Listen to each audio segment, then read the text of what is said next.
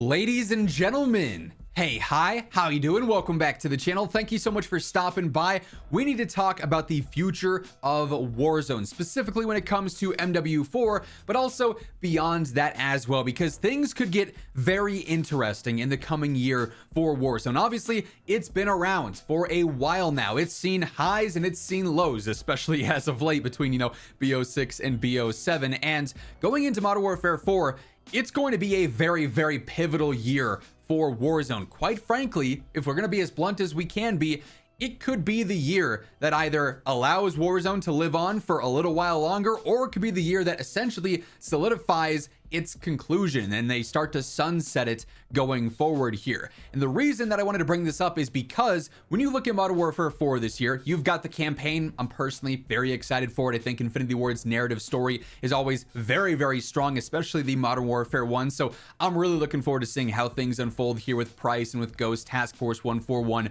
everything going on there. I think it's going to be a really cool one. I'm really looking forward to multiplayer as well, based on all the changes, based on all the details and reveals that we've gotten so far. It seems like they've really learned from what went wrong with Modern Warfare 2. They're sort of trying to bridge the gap between an MW2 and, MW 2019 and MW3, and really making that hybrid title that looks like it's going to play well, again, based off of what we've seen so far. So I'm really intrigued by that. So the standard 1-2 combo there, campaign multiplayer, I think so far it looks like it's got a lot of potential.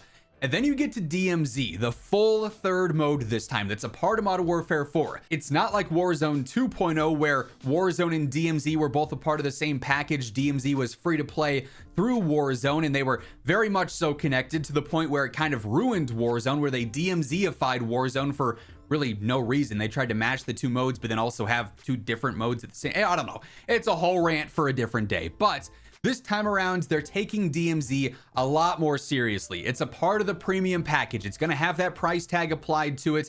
And it is, like they've said before, a full game within Modern Warfare 4. It is a game within a game, which means Warzone is kind of the odd man out here as far as the main focus goes, at least on the premium Infinity Ward front. Now, that's not a huge surprise given the fact that Warzone is really mainly led by Raven Software. They've been the lead devs for it for a while now, working on the integrations and the post-launch support for it throughout all the seasons for a while.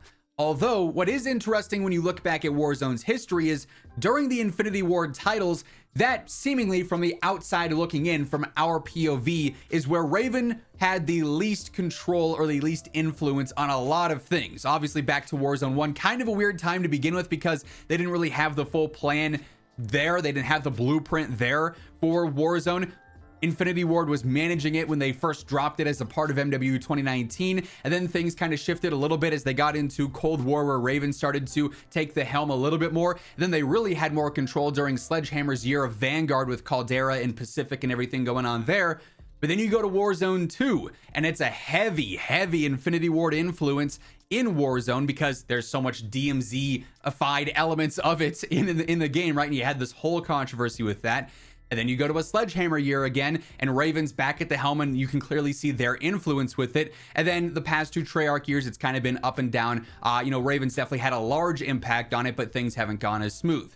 Going into MW4 Warzone, though, we know very little about it at this point. We can assume Hajin is going to be the big map because it's also shared between DMZ. We've seen code names and files referencing it as a Battle Royale map, so we can assume that. And Infinity Ward has also come out and said, various devs have said that they deeply care about Warzone, and it's a core part of the Infinity Ward studio. And so I would assume, again, being that it's an Infinity Ward year, they're going to have a large influence on the Warzone side of things. And I'm not fully sure how much control Raven's going to have over that. But when you look at this upcoming time frame for Warzone, we know obviously there's going to be an element for it for MW4. There'll be the MW4 Warzone integration, all the weapons, the operators, the environment, the story, it'll all be connected there just through Warzone gameplay. That's standard. We know sort of what to expect with that.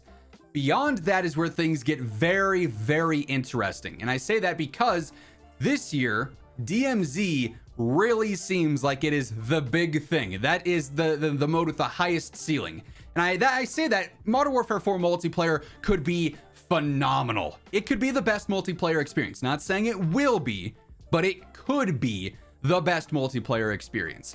But Call of Duty multiplayer has a ceiling on it just because it's been so played out. We know exactly how it's going to feel and what it is throughout the course of a year because we've seen it 20 times over.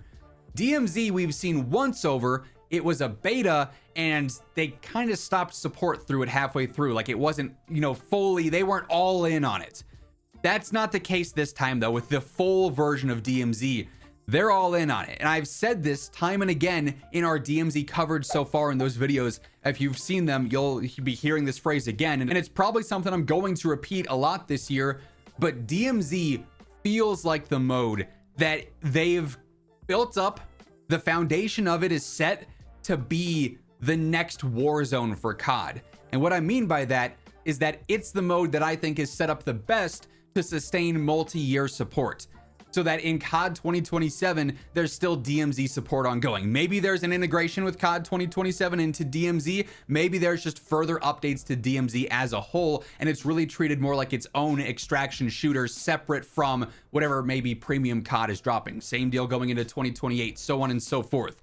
If there's a mode that can live on multiple years that starts with Modern Warfare 4, I think the odds of it being DMZ are much, much higher than they are for Warzone, given like the priorities and the breakdowns that we've seen so far for everything going on with MW4. And that's also, sort of segueing into Paul Blart Mall Cop style, segueing into this broader question of how much time does Warzone really have left? Has it run its course? We've seen all sorts of different styles of Warzone throughout the years. We've seen update after update after update after update for it. It's become a very predictable gameplay loop, even between Battle Royale and Resurgence and whatever they want to do with casuals and Plunder and any other LTMs. There's only so much more they can innovate on while still keeping it true to its roots. How much more can they expand that and support it? We heard all those rumors that if Verdansk came back during BO6 and it just completely flopped, they were considering pulling support for Warzone. Even if Warzone does good during Modern Warfare 4, which I'm hoping it will, I think there's quite a bit of potential there too, just because of the Modern Warfare vibes.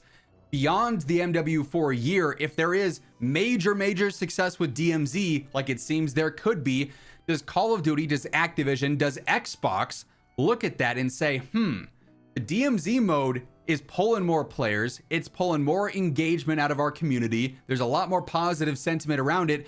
Even if Warzone's doing well during MW4, do we want to continue having a dev team dedicated to that with Raven, or do we try and shift focus more to DMZ, as the Battle Royale genre really is not seeing new hits? You're seeing the titans from long ago still be good, like Fortnite, like PUBG. Call of Duty's on that, board as well. Even though the player count for COD has been down in recent years, it's still a titan in the industry. You're seeing those titles atop the charts. You're not seeing new Battle Royales drop though, and just be insanely well received. Like the genre has kind of seen its hype come and go in recent years, and it's sort of being phased out more in favor of extractions, which is like the new pop-in genre as it stands. Now, we're going to see the same cycle here probably in a few years where everyone has tried an extraction and it's played out, and then there's the next genre that comes across. Who knows what it'll be? Time will tell. But if COD's trying to capitalize on that and they look at DMZ and say, okay, this sort of is our golden child now, this is our favorite, flavor, what are we going to do with Warzone here? And I think the sunsetting option could absolutely come up here in MW4 Warzone, even if the mode does well, if other things are eclipsing it. And by other things, I primarily mean DMZ here. Now, if MW4 Warzone drops and it flops, and for whatever reason it's not good, I think we're expediting that process. But that's why I said back at the start of this video, I think this is probably the most pivotal year for Warzone, because it's going to be very interesting to see how it competes with, obviously, the other battle royales out there with Fortnite and Apex and PUBG and everything else, and how it competes against its own brand in Call of Duty with DMZ and with the multiplayer and everything. So it's going to be an interesting year to see things unfold. And the reason I wanted to talk about this now is to call back to this. When we hit the launch of Warzone, when we hit season 2, 3, 4, and we're seeing the roller coaster of potentially players coming and going. Maybe it's just a huge boom again and the mode is wildly successful. We can call back to this and say, hey, it's a pivotal year and they nailed it. Or worst case scenario, the mode doesn't go over well, or maybe I wouldn't call it worst case scenario if DMZ is just insanely good, because I think I'd be pretty happy at that point, right? Like, I'm hoping DMZ is great, but in the other scenario where DMZ eclipses it, you see the player count in Warzone maybe not that great, then it's like, oh, this is the most pivotal year for Warzone, and things did not go great for it. And then you go to COD 2027 and it's like, is Warzone something they want to invest time and energy and money and resources into? Or do they have what's working well with DMZ and say, hey, let's double down on this. Let's run this back. It's going to be a really interesting thing to see play out. So I am a little bit worried about the future of Warzone, but MW4 Warzone as a whole is going to be one of the more important years, probably the most important year of Warzone to date. That said, my rambling aside, that is going to wrap things up for this video. If you guys enjoyed it, do me a favor, hit that like button. If you're new here, you want to stay up to date with all things going on in COD across multiplayer, Warzone, DMZ, you name it, it's all right here. Feel free to hit that subscribe button. But once again, thank you so much for tuning in. And until next time, take it easy, have an awesome rest of your day, and I'll catch you later. Peace out.